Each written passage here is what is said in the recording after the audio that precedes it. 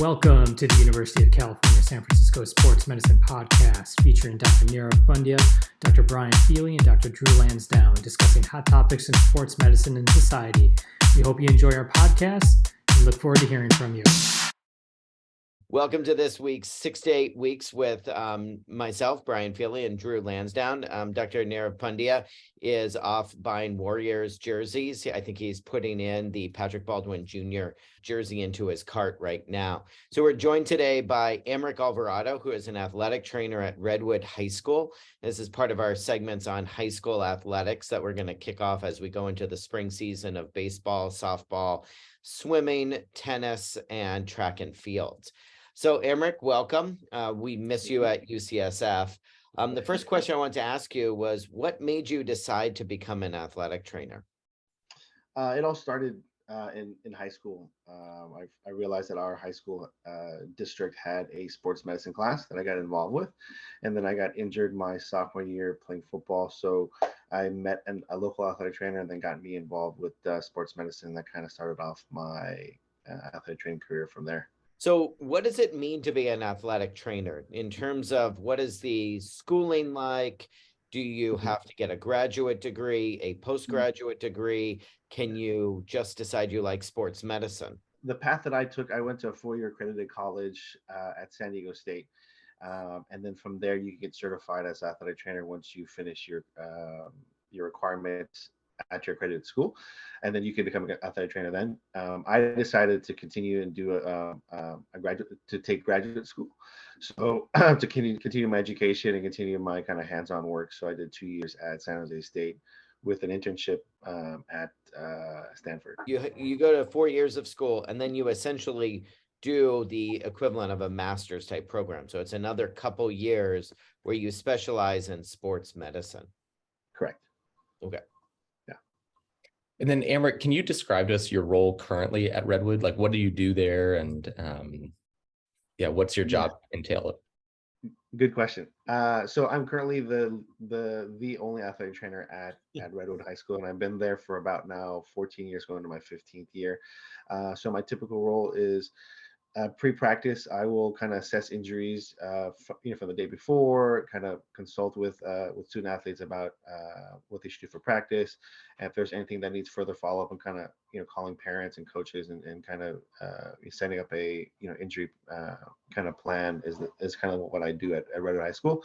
So I'm there pretty much from 2 o'clock till when the sun goes down or the last kind of game goes on. So I'm there for injury prevention, kind of first aid care, and pretty much kind of medical care follow-up. So athletic trainers, I think we see most commonly in professional sports, and I would say the one that we think about most is football, where you see athletic trainers run onto the field and they're kind of first responders for professional sports. What made you choose? I guess first question, where are the different places that athletic trainers can work? Like, I can find them at all sporting events, some sporting events? Yeah, so with the progression of people being aware of athletic trainers, they are coming to be at a lot of sporting events, especially professionally and semi-professionally. In the recreational leagues, they are starting to kind of incorporate athletic trainers into their kind of programs. So that's kind of new. And then now they're having athletic trainers in industrial settings. When I mean by industrial settings, like at big corporations like Google and Tesla and so forth like that. So you'll have your typical employee with right shoulder pain, and then they go see the athletic trainer in their corporate setting, and then they can be assessed to go to physiotherapy or to see a physician kind of moving forward. And then you can also see I gotta ask questions about that. So when an athletic trainer is working at Google, do they just go into ChatGPT and then put how do I put wrap around ankle for the ankle sprain while coding, or is that a totally different athletic training protocol? You have to go through Google Chat, correct? Yeah, and you have to make an emoji, and then emoji is athletic trainer with either shoulder, knee, or an ankle, so you can go through there. Yeah. But it's all new, and it's definitely something we're all excited about, and we have a couple of colleagues that are in those kind of types of setting, and and they love it. Yeah. What about other sporting venues or other clinical venues? You're gonna get your athletic trainer at your typical orthopedic clinic, working with side by side with orthopedic surgeons and other physicians and other nurse practitioners and PAs. Other clinical settings, you can see them in surgery, and helping out with that, and pretty much in any other kind of healthcare setting, since we have skill sets that can kind of adapt to any kind of physician that is looking to have one. Other settings, I mean, there's also in the entertainment industry, at your Cirque du Soleil shows, the one that attend and can kind of give us tickets, and those are the kind of events that you can athletic trainers there. And so, Americ, I think in the recent times, ATCs have been in the news a lot with like Damar Hamlin, like the frightening incident on Monday Night Football. I think a lot of what you do is probably like injury prevention, counseling, but then how do you stay prepared for rising to something like that and being ready to take care of that like awful situation like that? Yeah, every summer and every so often we have in-services to kind of collaborate with local healthcare professionals in moments like that, so we can be prepared for kind of any situation. Where can we take that this athlete to the hospital, and what kind of resources do we all have? So when we collaborate, we try to make sure that we have kind of a standard protocol of what resources we have, what facilities we could use, what phone numbers we can dial. Because here in Marin County, we use a different phone number for 911, because if you use 911, it'll take it to dispatch and stuff like that. So it takes a little bit longer. So they recommend using a different phone number here in Marin County. So those kind of details we kind of learn as like when we collaborate and when we get onboarded to kind of work these events. So that's how we kind of stay involved and kind of stay with our associations, also kind of standard practice too. Quick question. What's the phone number in Marin County if it's not 911? Is it like 912? Is it a much more complicated number? It's kind of it's like, I think it's 927-0911. Okay, so that's way too complicated. Yeah. So what I was told when I first started is you call 911, it'll dispatch you to Vallejo, and Vallejo will send dispatch from there, or they'll contact and so forth. So they say it's a different kind of number. So I have that on speed dial in case it's ever necessary. Yeah. But you still can use 911. It's still the same. So far, I've learned that there are athletic trainers everywhere. They're kind of hiding in all the nooks and crannies. If I fall down at work, somebody's going to run over with a Gatorade bottle and get me back to working right away. 100%. Awesome. And that if I'm in Marin County, don't call 911 because they're a bridge away. So I should just find an athletic trainer. That accurate so far, correct?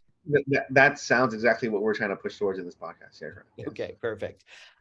So you've obviously been doing this for a long, long time at a lot of different levels. What has been the scariest on-field experience that you've had? That's a good question. It was maybe about 10 years ago. The high school that I was working at, Redwood High School, was playing a local high school, and two individuals headed a ball. Unfortunately, one got headed in the mouth and shattered his upper jaw.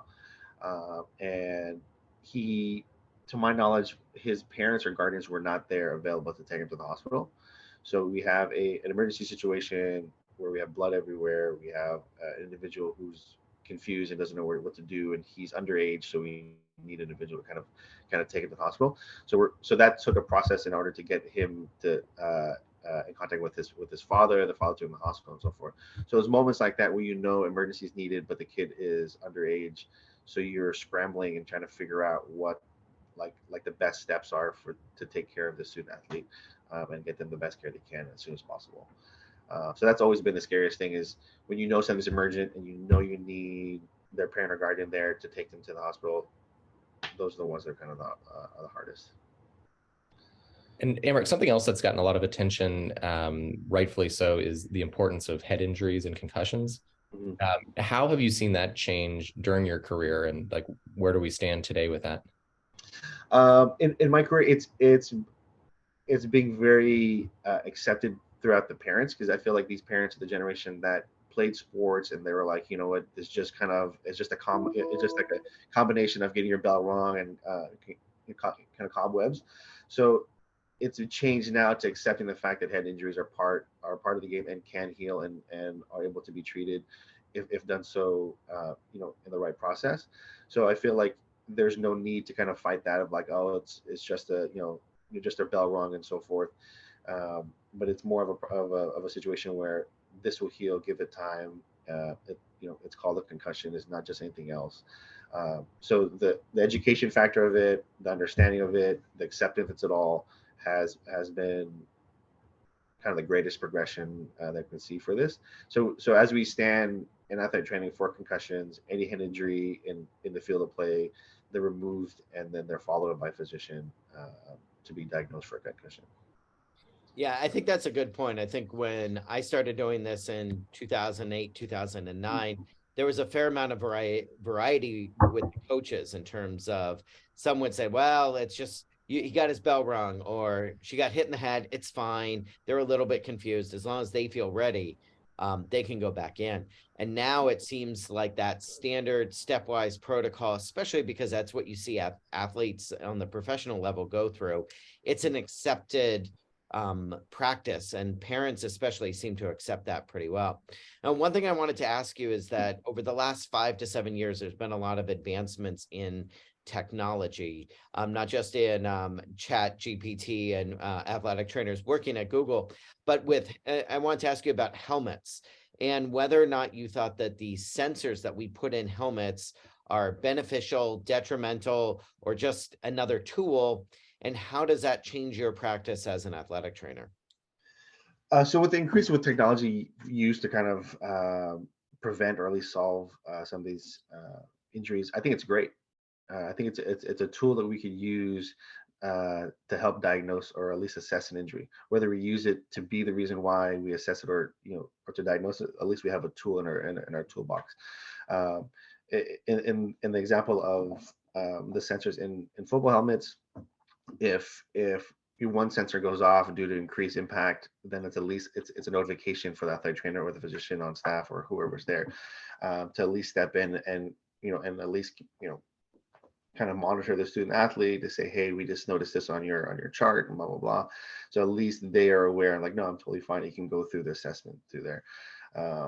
So I think that's very beneficial and should be used as a tool, but not like the only tool. As far as technology for assessing injuries. Yes. And you definitely have a lot of different things that you do during a typical day, typical week. What's your favorite part of your job? The favorite part of my job is having the one-on-one interactions with student athletes and kind of guiding them through their injury process. Because a lot of these student athletes, especially earlier in their athletic careers, don't realize that this injury is something they can play with, something that they need to stop, something they can treat, something that, hey, you need further follow-up with a physician with this. So it's that kind of those conversations, those interactions that these student athletes kind of have this light bulb in their head. They're like, wow, like I could do this. This needs to be done. This is how I get better. This is the process. So their mind is always turning. And that's the kind of what I appreciate and what I kind of love about doing my job. Because when you see that light bulb kind of go off, like, wow, I just learned something new, or this is something that I can do to get better. That's something that kind of is high on my list when I perform or do this job.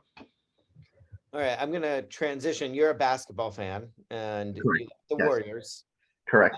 So when you see things like Steph Curry is out for an undefined amount of time, do you feel like you have inside knowledge to be like, well, it's undefined for everybody else, but I'm Americ Alvarado. I know what a high ankle sprain really means. Yeah. I know a guy who lives in Mill Valley over here. I got him on speed dial. I give him a call every now and then.